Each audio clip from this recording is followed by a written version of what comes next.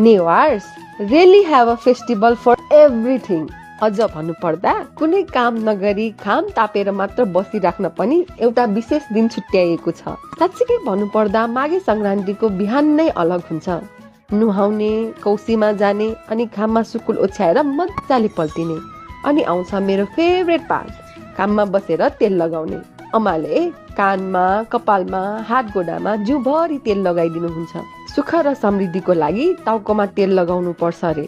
In Edison घिउ, चाकु, तरुल र तिलको लड्डु त छँदैछ। But the interesting part is Newars have rules for everything too. पहिलो सन्तान नभएसम्म विवाहित छोरी चेलीले श्रीमानको घरमा घिउ चाकु खान मिल्दैन, सिधै माइती जानुपर्छ।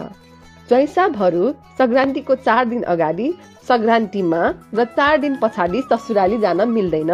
यो त भयो हाम्रो नेवार तरिका। तपाईको तरिका कस्तो छ त?